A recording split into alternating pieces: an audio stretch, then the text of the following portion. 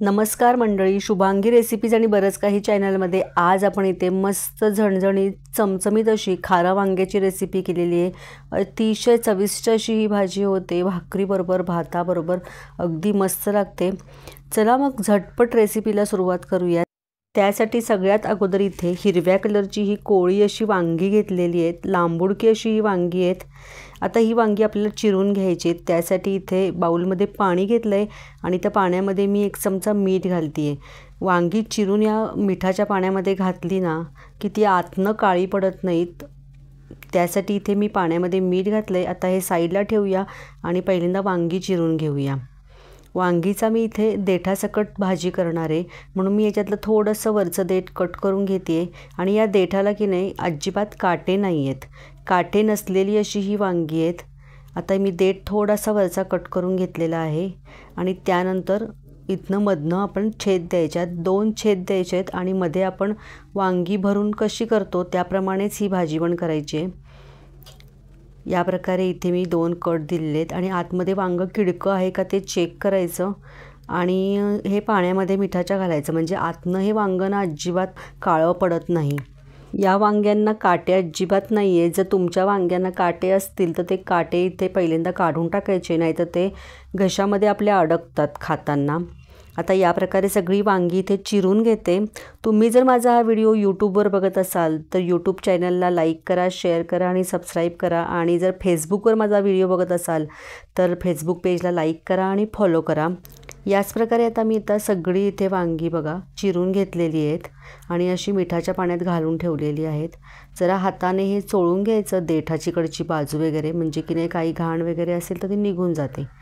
तर ही वांगी स्वच्छ 2दा पाण्याखाली धुवून घ्यायची आपल्याला। त्यानंतर आपण इथे एक मसाला तयार करून घेणार आहे। त्यासाठी इथे 1 वाटी शेंगदाणे घेतलेत, सुकं खोबरं पाव वाटी घेतलेलं आहे, धणे 1 चमचा, जिरे 1 चमचा घेतलेले, लसूण एक 10 ते 15 घेतलेले आहेत, 1.5 इंच आलं घेतलं आहे आणि इथं 4 हिरव्या मिरच्या घेतल्यात। या लवंगी हिरव्या मिरच्या आहेत, तिखटवाल्या आहेत। तिखट तुमच्या चवीनुसार तुम्ही इथे कमी जास्त करू शकता। त्यानंतर आता पहिल्यांदा आपण इथे शेंगदाणे भाजून घेणार आहोत।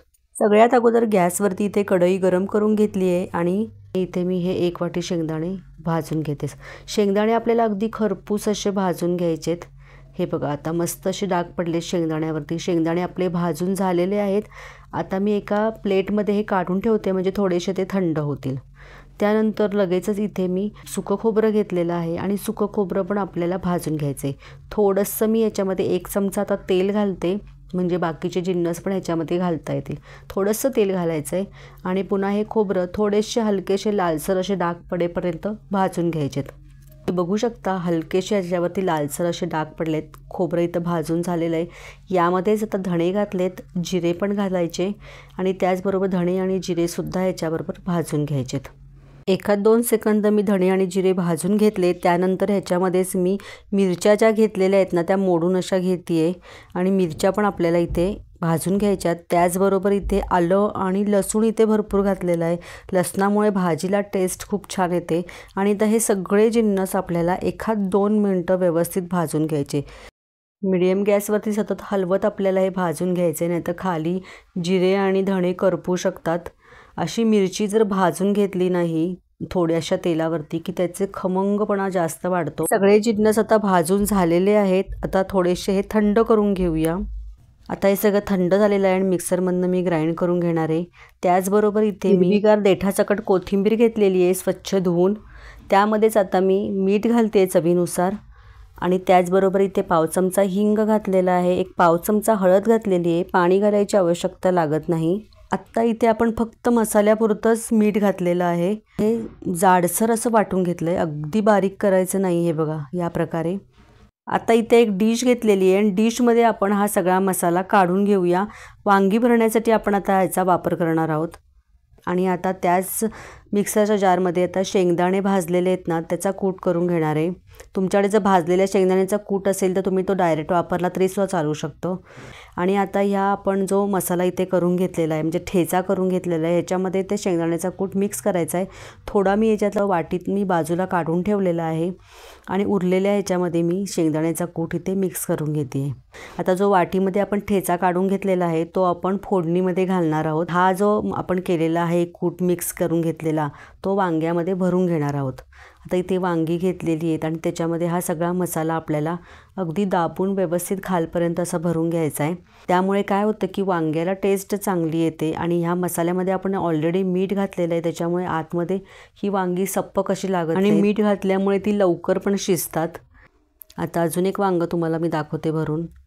या प्रकारे मसाला घेऊन या मधल्या छेद आपण जे दिलेत वांग्यामध्ये त्यामध्ये अगदी असा खालपर्यंत दाबून दाबून भरायचा आहे आणि त्यानंतर पूर्ण मसाला भरून झाल्यानंतर हे कळ्या ज्या आहेत ना वांग्याच्या त्या जवळ घ्यायच्या आणि अशा प्रेस करायच्या, म्हणजे काय होतं की मसाला बाहेर पडत नाही, एकसारखा आतमध्ये चिकटून राहतो। सगळी वांगी ते भरून झालेली आहेत, तुम्ही बघू शकता। आणि यातला पण थोडासा मसाला इथे उरलेला आहे, तो आता आपण अगोदरचा जो काढून ठेवलेला मसाला आहे याच्यामध्येच तो एकत्र करणार आणि फोडणीत घालणार आहे मी। तुम्ही बघू शकता ही वांगी आणि हा मसाला आता आपल्याला फोडणी घालायची आहे। त्यासाठी इथे कढई गरम करून घेतलेली, त्याच्यामध्ये 1 टेबलस्पून तेल घातले। तेल गरम झाल्यानंतर याच्यामध्ये अर्धा चमचा मोहरी घातलेली आहे। मोहरी चांगली तडतडली की याच्यामध्ये जिरे अर्धा चमचा घातलेत, जिरे पण छान फुललेले आहेत। त्यानंतर 1 पाव चमचा याच्यामध्ये हिंग घातलेला आहे आणि 1 अर्धा चमचा याच्यामध्ये हळद घातलेली आहे। त्यानंतर आपल्याला ही जी भरून ठेवलेली वांगी आहेत ती सगळी या फोडणीमध्ये घालायची आहेत। या भाजीला आपण कांदा अजिबात घालत नाही, फक्त आलं, लसूण आणि हिरवी मिरची, कोथिंबीर ह्या एवढ्याच गोष्टी याच्यामध्ये आपण घालतो। बरोबर याच्यामध्ये गरम मसाला किंवा गोडा मसाल्याचा सुद्धा वापर करायचा नाही आहे। आलं लसूणचाच वास या भाजीला मस्त असा लागतो, त्यामुळे या भाजीला खारं वांगं असं म्हणतात। आता ही वांगी आहेत की नाही ती तेलावर मी चांगली परतून घेतली आहेत 1-2 मिनटं। त्यानंतर ह्याच्यामध्ये हा मसाला घातलेला आहे। एक लक्षात ठेवा, मसाला अगोदर घालायचा नाही आहे, ही वांगी थोडीशी सोनेरी अशी होईपर्यंत परतून घ्यायची, त्याच्यानंतर मसाला घालायचा। मसाला पण ह्या वांग्याबरोबर मी इथं 1-8 मिनिटभर परतून घेतलेला आहे आणि त्यानंतर ह्याच्यामध्ये मिक्सरच्या भांड्यातच थोडं पाणी घालून मी हे पाणी याच्यात घातलेलं आहे। 1 अर्धा ग्लास होईल एवढं मी याच्यामध्ये पाणी घातलेलं आहे आणि आता हे सगळं मिक्स करून घेतलेलं आहे व्यवस्थितपणे। पहिल्यांदा पाणी जास्त घालायचं नाही, कारण झाकण ठेवल्यानंतर ह्या भाजीला पुन्हा पाणी सुटतं। त्यानंतर याच्यामध्ये मीठ घालायचं आहे। आपण मगाशी फक्त मसाल्यापुरतं मीठ घातलं होतं, आता आपण वांगी घातल्यानंतर वांगीपुरतं परत मीठ घालायचं आहे, म्हणून अजून एक मी अर्धा चमचा याच्यामध्ये मीठ घातलेलं आहे। पुन्हा हे सगळं मिक्स करून घ्यायचं आहे आणि आता ह्याच्यावरती झाकण ठेवून 10 ते 15 मिनटं वाफ येऊ द्यायची, जोपर्यंत वांगी शिजत नाहीत। झाकण ठेवल्यानंतर सुद्धा अधनंमधनं हे झाकण काढून वांगी सगळी फिरवून घ्यायची आहेत, म्हणजे ती एका ठिकाणी शिजत नाहीत, सगळीकडनं व्यवस्थित मऊसूत अशी होतात। आता 10 ते 12 मिनटं होऊन गेलेली आहेत, आपण आता चेक करूया वांगी शिजलीत की नाही। मस्त असा रस सुटलेला आहे वांग्यांना। तुम्हाला जर घट्टसर किंवा दाटसर वाटत असेल तर तुम्ही ह्याच्यामध्ये पाणी ॲड करून रस तुम्हाला किती हवा आहे त्याप्रमाणे करू शकता। मस्त अशी ही भाजी तयार झालेली आहे, तुम्ही बघू शकता।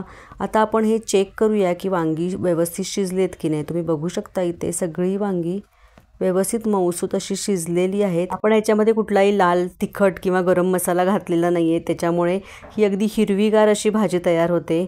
आणि वरतून मस्त अशी फ्रेश कोथिंबीर भरपूर घालायची। गॅस इथे बंद केलेला आहे, मस्त अशी भाजी तयार झालेली तुम्ही बघू शकता आणि रस पण किती दाटसर असा छान झालेला आहे। तर आपलं हे खारं वांगं इथं तयार झालेलं आहे। बाउलमध्ये मी काढून घेते, तुम्ही भाकरीबरोबर खाऊ शकता, भाताबरोबर खाऊ शकता, अप्रतिम असं लागतं। तुम्ही जर माझा हा व्हिडिओ यूट्यूबवर बघत असाल तर यूट्यूब चॅनलला लाईक करा, शेअर करा आणि सबस्क्राईब करा, आणि जर फेसबुकवर बघत असाल तर लाईक करा, शेअर करा आणि फेसबुक पेजला फॉलो करा। पुन्हा भेटूया अशाच मस्त नवीन अशा रेसिपीबरोबर, तोपर्यंत धन्यवाद।